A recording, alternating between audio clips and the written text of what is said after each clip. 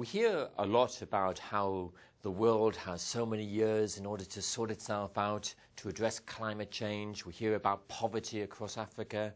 We hear about unethical businesses, and we need the need for more transparency. We hear all sorts of challenges which you can group together as the sustainability challenges for business today. And I guess sustainability, is a complicated word, and we've always said, that's a bit of CSR, corporate social responsibility, which the corporate affairs department will sort out, and we've then got on with our jobs. But I guess the challenge today is that, if you're a tobacco company, it's not good enough just to say, oh, we'll build a kids' playground. That's the most cynical thing you could do in the world. What can you do to make a difference to the world, is my question to you. What can you do which will help you make money, help you to be a successful business, but also you can be a force for good at the same time? How can you embrace social or ethical or environmental issues in the core of your products and services? How can you use them as a competitive advantage?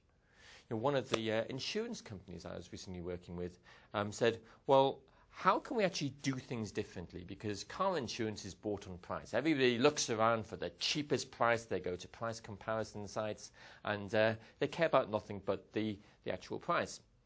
And so what we said was, well, let's not think about price in the sense of basing price on the risk of the driver, which is how the car insurance market tends to work, but let's base the price on the carbon emission of the car.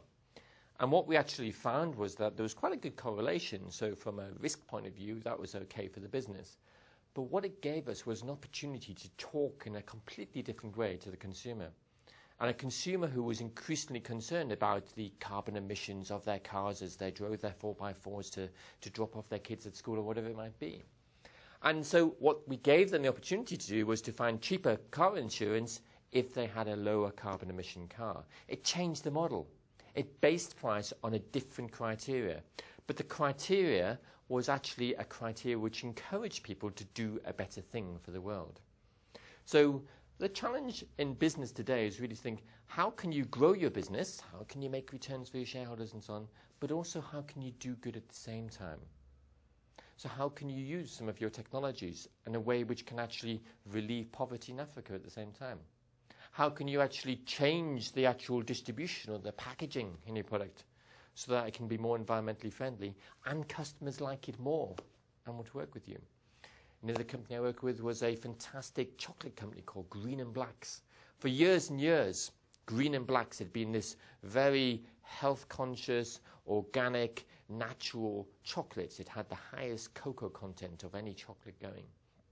And it was found usually in health food shops, in the corner of health food shops. It was a very niche product.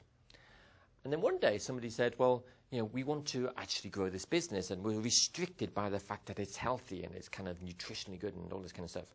And, we then asked consumers, well, why do you actually buy chocolate? Well, because it feels good. It makes me feel great. It's that silky smooth texture on it.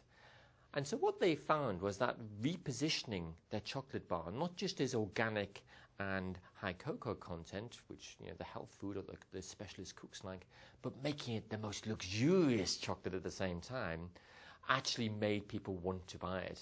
And suddenly all the mainstream retailers wanted this luxurious organic chocolate in their stores as well. So how can you take something which is better for the world or better for yourself at the same time, and then how can you actually build it into your product? And I think the challenge today is, if you look at customers, they care about three big things. They care about me, so themselves, their well-being, their nutrition, and how can they be fitter and healthier and more successful as individuals. They care about my world, me and my world. My world is about your local community. How can you support your family? How can you support those who live nearby you? How can you support the local farmers down the road?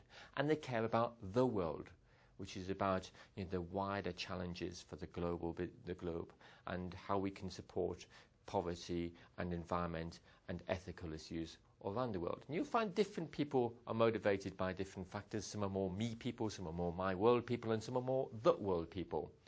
But each of those different kind of spheres give you an opportunity to really do something with your product and service which makes it better for me, my world, or the world, and at the same time makes it more compelling to the consumer.